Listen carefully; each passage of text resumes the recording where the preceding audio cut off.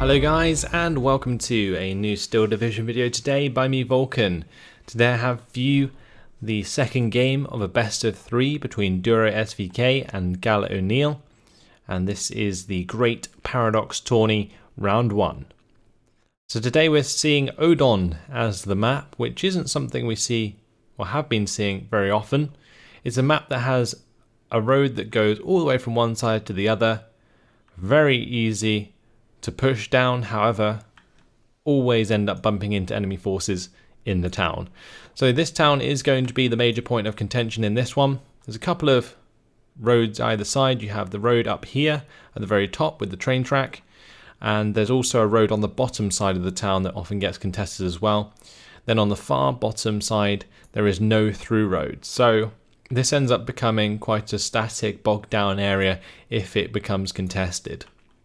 Now DuroSVK in this one is going to be using the 3rd Canadian and is going to be on the Allied side of things, after previously he was playing the 17th SS in the first game. And then on the other side we have Gal O'Neill, who's using the 12th SS Panzer on the Axis side. So the 12th SS Panzer, I hope to see the Boita Cromwell come out early on, because I feel like Gal O'Neill knows how to play around that Boita Cromwell style of play quite well. However, currently he's just investing in a lot of recon again at the start of the game, 4 units of recon. Really, really good choice. I think that's definitely one of the major factors that won him the first game. On the side of DuroSVK, we're currently seeing stormtroopers, rifles, recon, AT. Then in the mid there is a couple of units of rifles and a flamethrower squad. No command just yet. Might not have put it down. So in this map, I'm not sure Gal O'Neill's really going to contest the town too much. I reckon Gal O'Neill might try and push around the top side, because if you can break through this tree line and support it with a Cromwell, you can make a lot of ground across this field. This field's very open, and if you can get a Cromwell into the right position, you can see how much of that you can take advantage of. It's pretty crazy. And that's the Boita Cromwell I'm talking about anyway. Whereas in this town, stormtroopers are going to dominate. They have the smoke to move around from building to building very easily. They have the HE grenade that can destroy your Panzergrens very easily. So you kind of want to be avoiding pushing into this. You want to secure your side of the town, like this sort of compound area here, maybe with an MG in this building and some Panzergrens. But other than that, you kind of want to avoid the 100 meter range engagements with the 3rd Canadian. Now the other thing you've got to be a little bit careful of is losing half tracks to things like the Ram 2 if it's brought in at the start, but looks like that's not going to be the case. A Bedford truck likely going to be bringing a 25 pounder at the start maybe. That's a pretty interesting choice for sure. So 2 rifles, stormtroopers, recon, AT. There is no command here. Has Duro forgotten his command?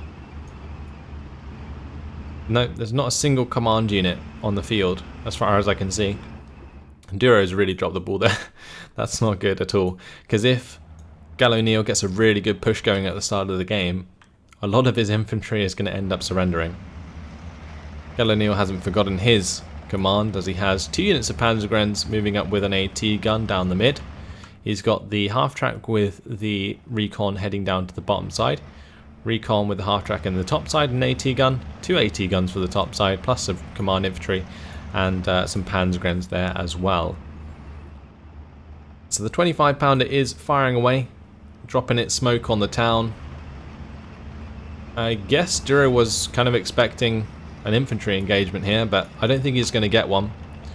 Gal O'Neill is likely just to unload early and hold his side of the town, which is exactly what's going to happen and exactly what I wanted to see. So good that Gal O'Neill's playing around the close range engagement of the 3rd Canadian, and his machine gun on the half track there, getting some decent rounds into the Vickers HMG to reduce its health a little bit. One thing that has been neglected by Duro though is these tree lines, and honestly I think it's very important that you can test these.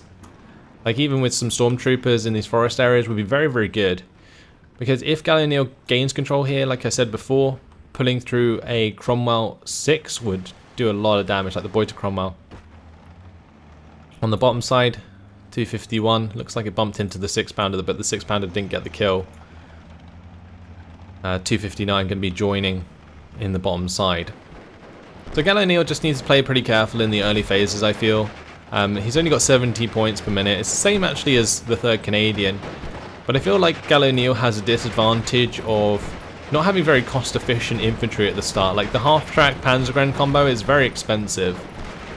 However, if these units start to get pinned down by the multiple machine guns, the 251 could just charge into this town and make them surrender, because there is not a single unit of command. And I'm very wary to see that Duro isn't bringing any up. Completely neglected his command, something he's completely forgotten about. And that could lead to some mass surrenders throughout this game. The speed troop getting picked off by the stormtroopers pretty easily. They're going to be using their 1 TNT to wipe them out. However, the 251 can pretty much sit there and engage those at max range.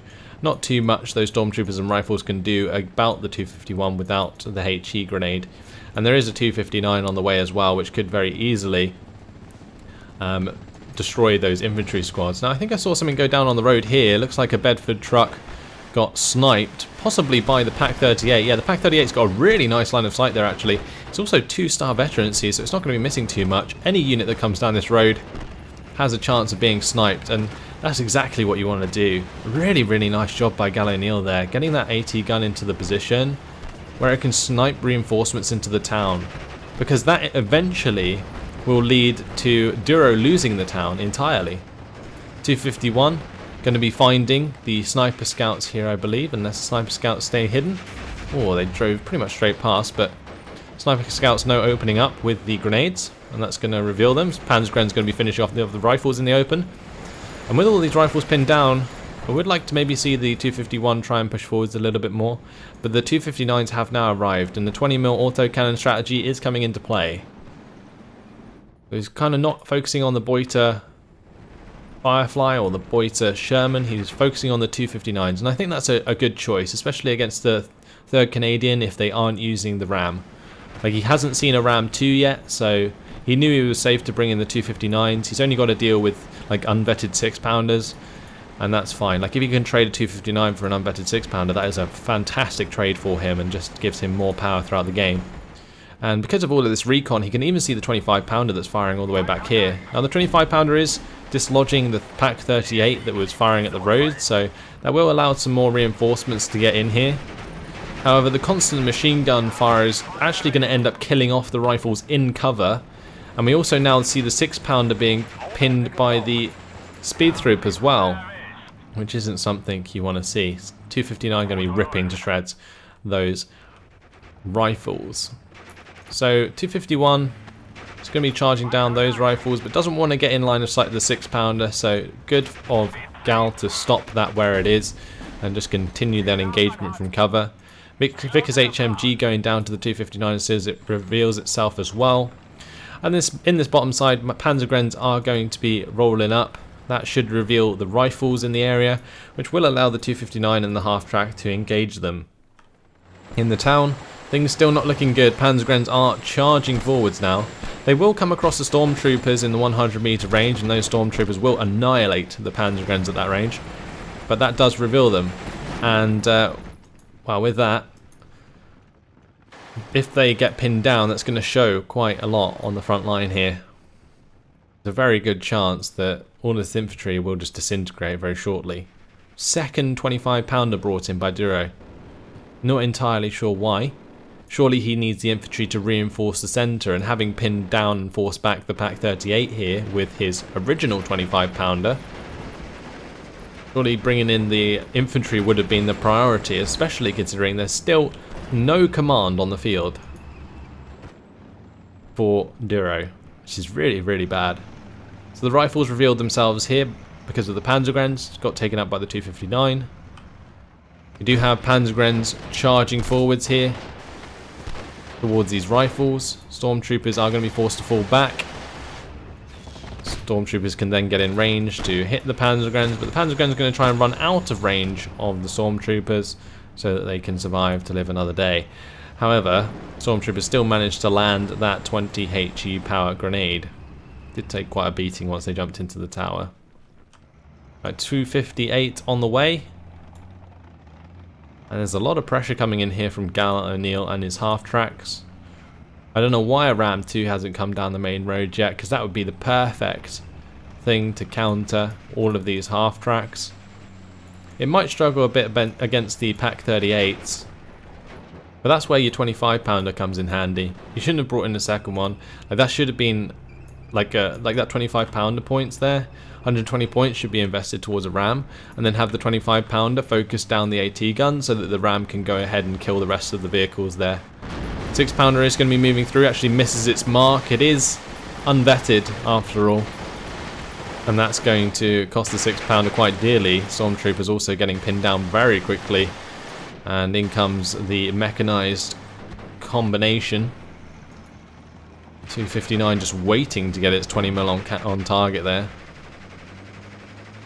And now they are just going to run them down. As long as he can get rid of the 6-pounder, all of those units are pretty much safe to just continue rolling forwards.